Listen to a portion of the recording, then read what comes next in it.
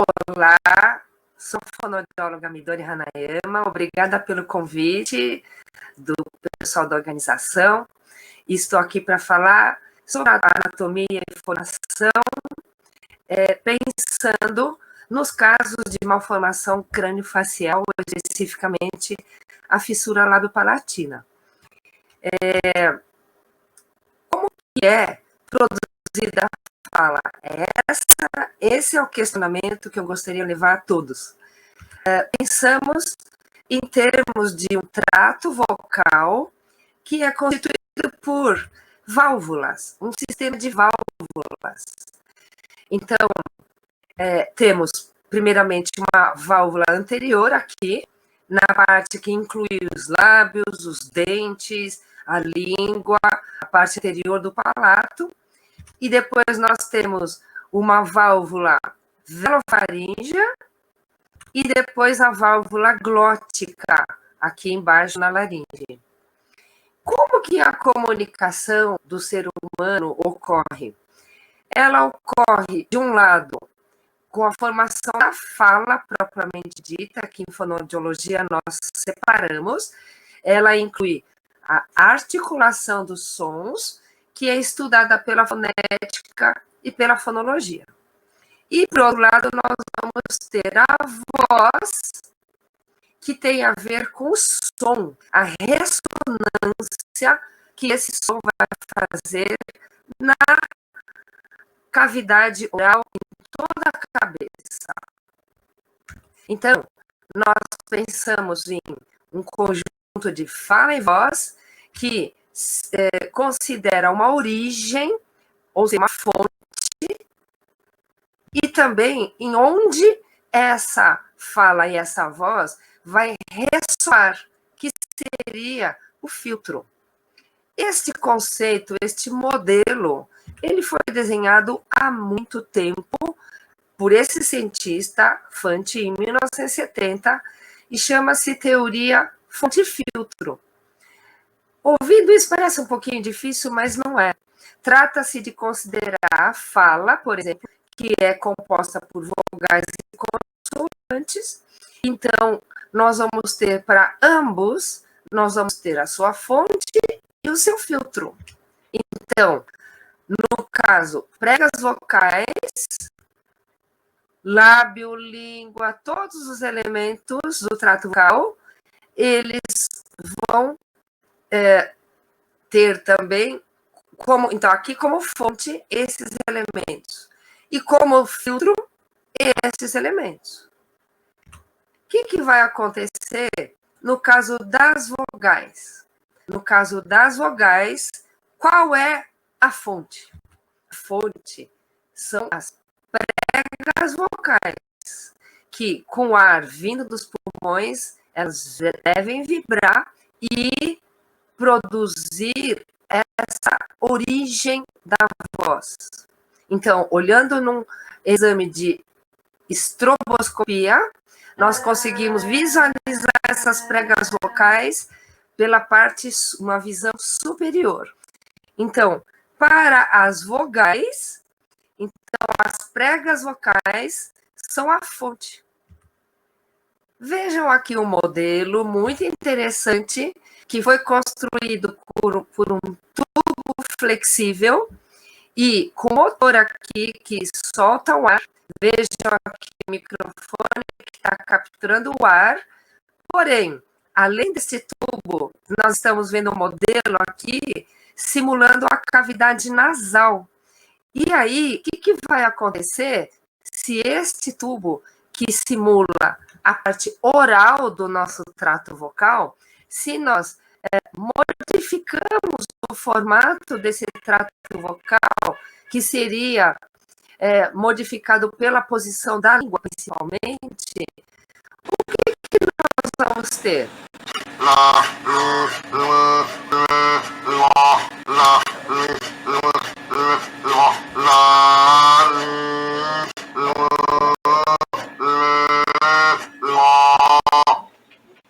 Vejam que com a mudança desse formato e a mudança deste formato, nós temos todas as vogais. Então, é o filtro. Então, nós tivemos primeiro a fonte, que eram as pregas vocais lá embaixo, e depois o filtro, que é o trato vocal propriamente dito. Nós vamos ter aqui, então, para cada vogal, uma configuração. Vejam que para cada vogal temos um posicionamento diferente da língua e do lábio.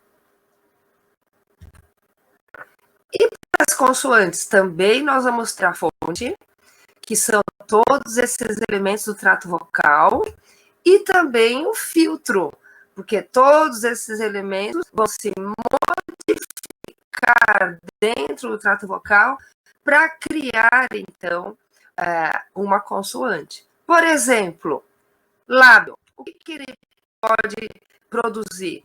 Por exemplo, o P. Vejam, o P e o B, a única diferença é que no B tem participação de pregas vocais. Então, no P, o lábio é a fonte e o filtro é todo esse trato vocal aqui, incluindo também um pouco da cavidade nasal. Como que é a produção desses sons que chamamos de bilabiais?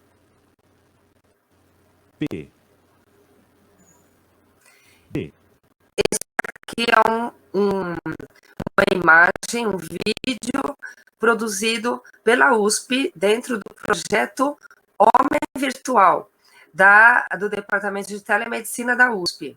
Vejam que foi mostrado aqui, notadamente, o ar vindo daqui para o P, ele vai tudo para cá, e para o B também, mas para o M ele escapa para a região nasal também.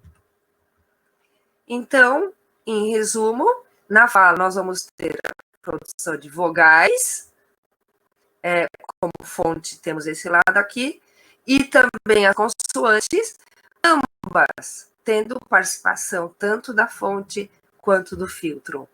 Agora, o que vai acontecer se essas estruturas anatômico-funcionais tiverem alguma alteração?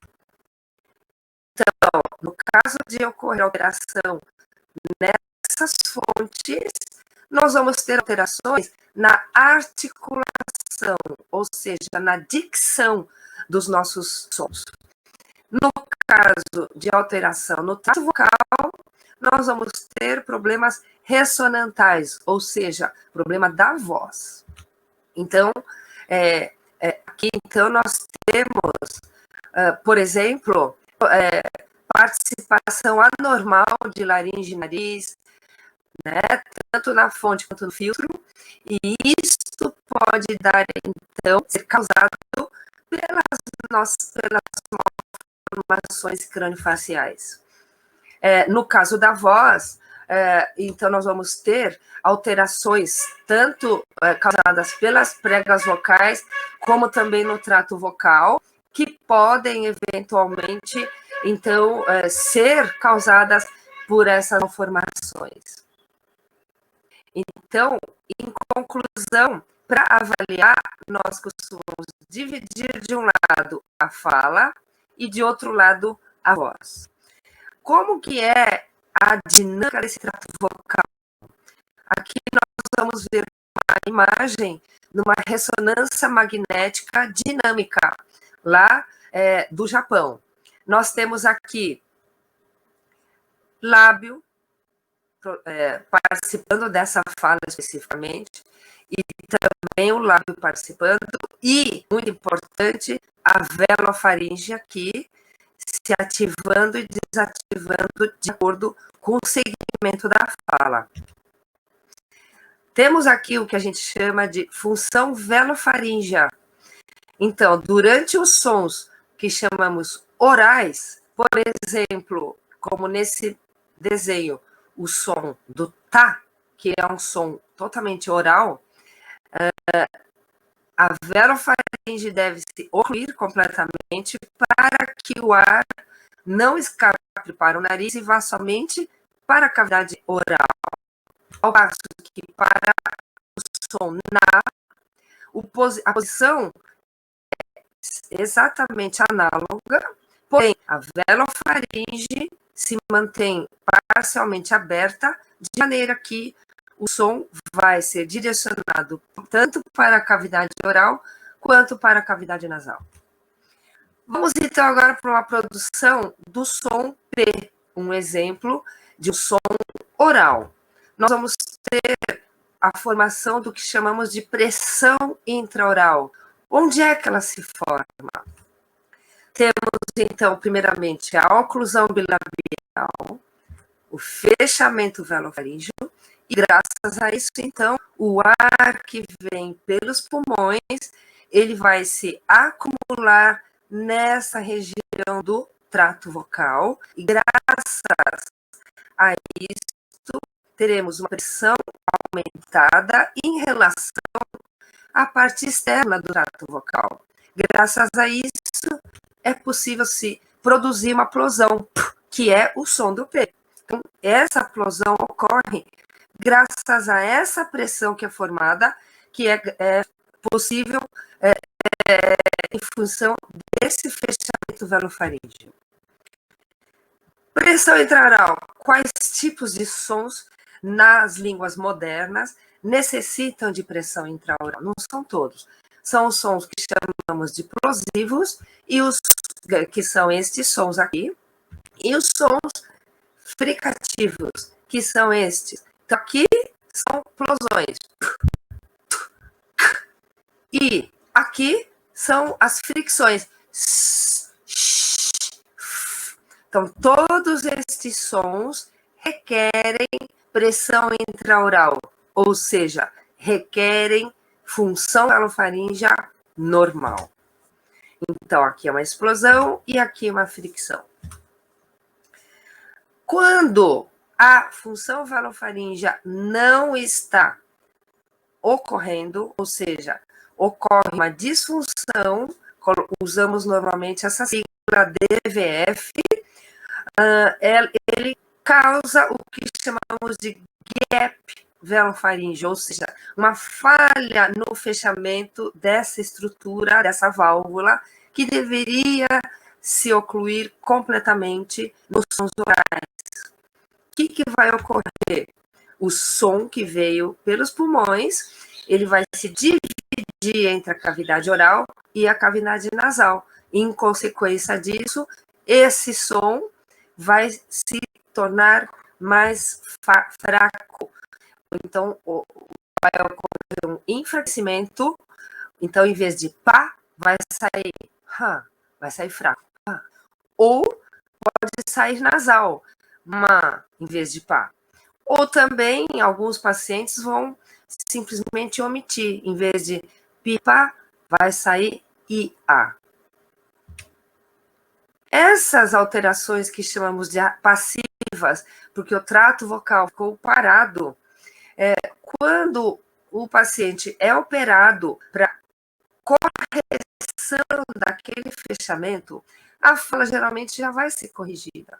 Mas muito provavelmente não vai precisar passar por um tratamento fonoaudiológico.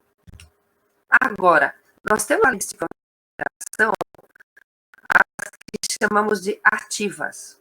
São as compensações que ocorrem no trato vocal, geralmente nessa região. Por quê? Porque normalmente o som vindo o ar, fluxo aéreo vindo por aqui, ele precisa que as estruturas do trato vocal formem alguma válvula para reter aquele ar, para que esse ar não escape pela cavidade nasal. Então, o que vai ocorrer é que muitos pacientes apresentam compensações nessa região. Uma dessas compensações mais comuns é o golpe chamado golpe de glote, desculpem aqui, que ficou sobrando uma tradução para o espanhol, que eu dou aula em espanhol também. E aí, o que aconteceu? O paciente, em vez de falar pipa, vai falar ia, aqui no neogótico. Ou existem outras compensações nessas outras regiões, sempre antes de esse ar escapar pela cavidade nasal. Então, por exemplo, na produção do som K ou do G, nossa língua tem que tocar aqui nessa região posterior do palato. Vejam aqui na animação.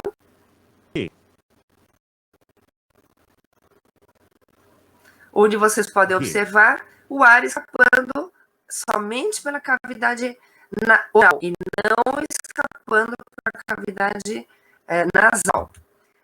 Ouçam esta paciente. Então agora fala K.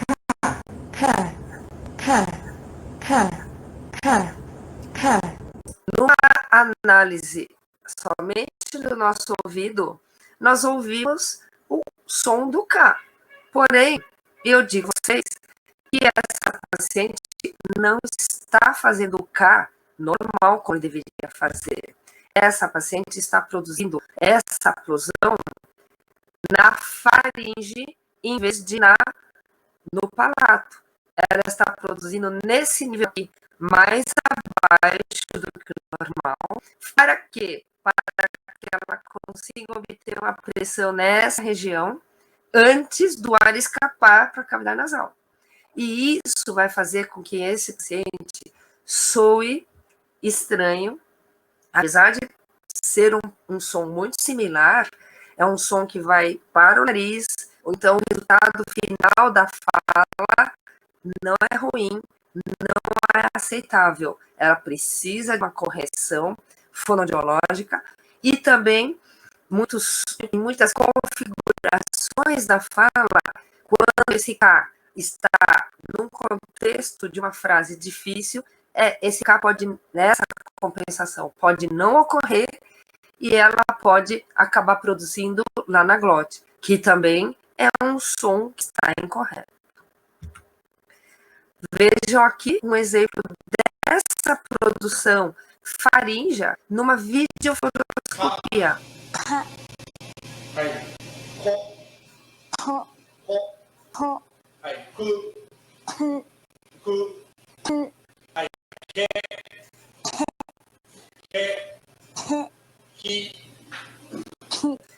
Pode-se observar aqui, então, que o dorso lingual, em vez de tocar o palato, tentem vocês aí, falam K.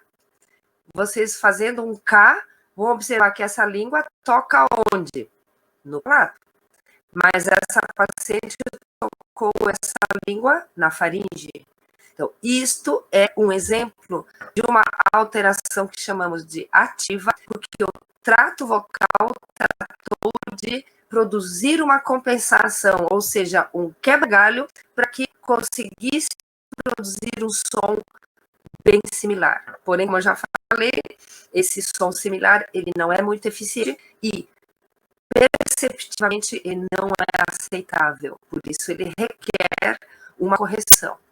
Esses casos, mesmo que fossem submetidos a uma cirurgia de correção da função velofaríngea, eles vão ainda continuar com o problema de fala e muito provavelmente vai necessitar de uma correção por meio de terapia. Por quê? Porque essa produção já está engramada, certo? Neurofisiologicamente, portanto, requerendo um treinamento para que esse paciente reaprenda essa produção correta. Então, aqui então, é um problema do engrama motor. Outros problemas que o nosso paciente portador de fissura palatina pode apresentar são os casos de fístula posicionada nessa região, que consiste numa sequela de uma deiscência pós-cirúrgica. Então, o ponto cirúrgico inflamou, então ele soltou e abriu. Então, essa fístula vai causar um grande escape de ar, portanto, vai causar uma falta de pressão intraoral, então os sons vão se tornar fracos ou o paciente vai precisar fazer compensações. Essa fístula pode ser pequena como esta, mas grande como a anterior, né? Então, dependendo dessa dimensão, essa pequena, nós vamos ter também, dependendo da posição, esta já não é uma sequela, ou seja, não é uma deiscência, é uma abertura, vamos dizer assim, que foi mantida na cirurgia primária, por questão da técnica, que não é que a técnica seja errada, mas ela manteve essa abertura e ela deve ser concluída posteriormente, porém é um problema para nós, da parte de reabilitação, porque o paciente vai apresentar um grande escape de líquido e também de sólidos, causando um grande problema social para os nossos pacientes. E, além, então, dos problemas de função valofaríngea e também de fístula, vamos ter, nesses nossos pacientes, essas alterações de alinhamento dentário, onde pode-se perceber esse desalinhamento, podemos ter os casos de falha dentária que vão causar protrusão da língua, que vai causar sérios problemas de ceceio nos sons sibilantes, no S ou no X. Também vamos ter os casos de rotações que vão causar desvio de fluxo aéreo e se essas rotações estiverem localizadas próximo ao ápice lingual, então também vão causar ceceio. Vamos ter também os casos de mordida cruzada, que vão causar uma grande limitação do espaço intraoral, causando muitas distorções na produção das consoantes, principalmente. Lembre-se da questão do filtro da cavidade oral no modelo de filtro. Nos casos de sequência de Robin, que pode incluir a fissura palatina, onde temos aqui esse hipodesenvolvimento mandibular, obviamente vamos ter, devido à falta de espaço, vamos ter sérias alterações articulatórias, além das alterações respiratórias, que não vem ao caso aqui agora. Isso varia em grau, de acordo com cada caso. Então, causam sérias distorções, então requerem, e com o tratamento de aumento dessa mandíbula, tratamentos de avanço por meio de cirurgia ou por meio de ortopedia, vão ser resolvidos.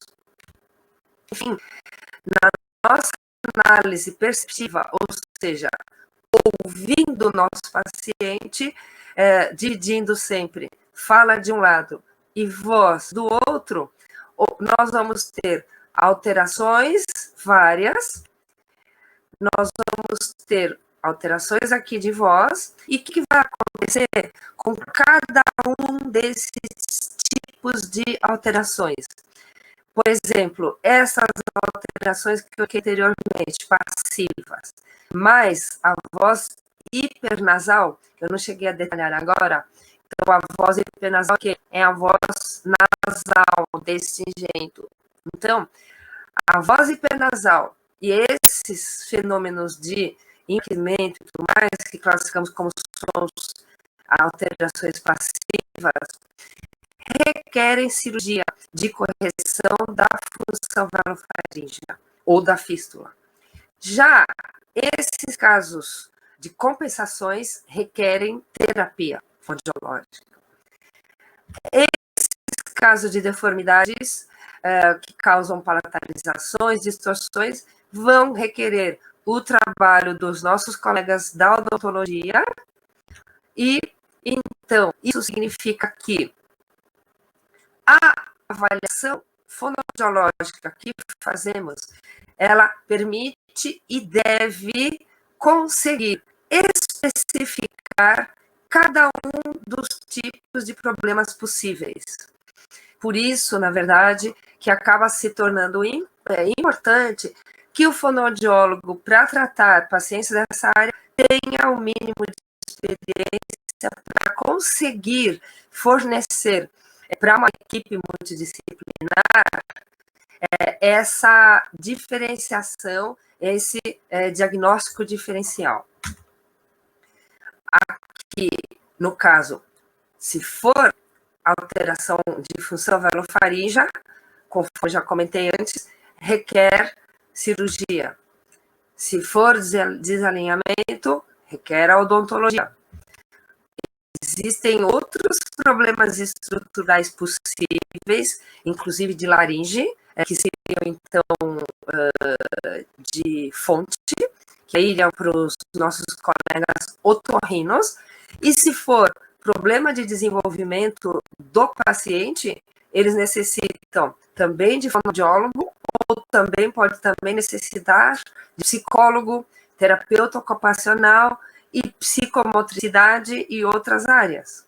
Vejam que fissura labiopalatina, então, consiste em diversos tipos de situações e requer um diagnóstico específico para que este encaminhamento seja correto. Aqui eu gostaria de mostrar um exemplo de um exame nasofibroscópico, onde podemos ver uma imagem superior da velofaringe. Aqui temos o palato mole, aqui as paredes laterais da faringe e aqui a parede posterior, onde se pode visualizar a adenoide. Vejam que essa adenoide numa criança, então ela está hipertrofiada. Nós executamos o que chamamos de prova terapêutica no exame, durante este exame nasofibroscópico.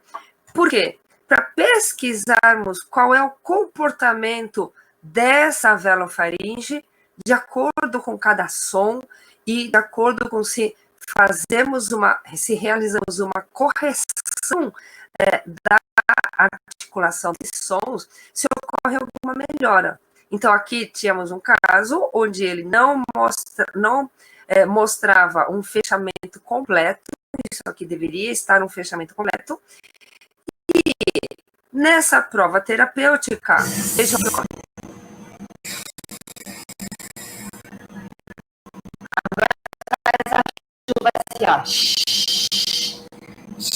Então, nesse caso especificamente, nessa prova terapêutica, pode-se obter o quê? Uma melhora completa nesse fechamento.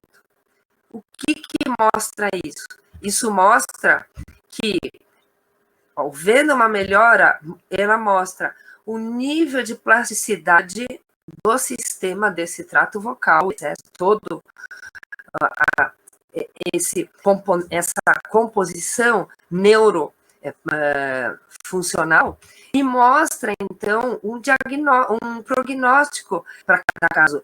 Ocorrendo ou não essa melhora, temos a possibilidade, hoje em dia, de especificar o prognóstico de cada caso. E as alterações miofuncionais, ou seja, podem elas ocorrer, são as hipotonias, ou mau funcionamento de lábio ou língua, onde ocorre geralmente uma hipotonia, certo? Uma hipofunção. Elas podem ocorrer nos casos de fissura, mas elas não são obrigatórias. E, claro, se estiverem presentes, requerem tratamento, sim, inicialmente com a fonoaudiologia e muitas vezes em conjunto com a odontologia, principalmente. Após a cirurgia de correção da função velofaríngea, se ela foi necessária, desculpa, aqui, após a cirurgia primária de fechamento do palato, né, lá atrás, na criança com 1 ano, um ano e meio, que eu não cheguei a explicar hoje. Então, essa cirurgia primária, depois dela, esse paciente pode necessitar de terapia ou de uma nova cirurgia, de acordo com como evolui a fala de cada paciente. Como que é o protocolo para a escolha de cada um desses procedimentos? Isso que eu gostaria de apresentar, de explicar, deixar bem claro para este grupo que a indicação sempre deve ser baseada em evidências, ou seja, há muitas décadas, a tomada de decisão em relação a se ele precisa de cirurgia ou se ele precisa de terapia ou se ele precisa de uma abordagem odontológica, já há muitas décadas, ela é feita baseada após análise minuciosa de toda essa propedêutica. Então, basicamente, é isso que eu gostaria de passar para vocês hoje, e isso aqui para esclarecer o que for necessário. Obrigada.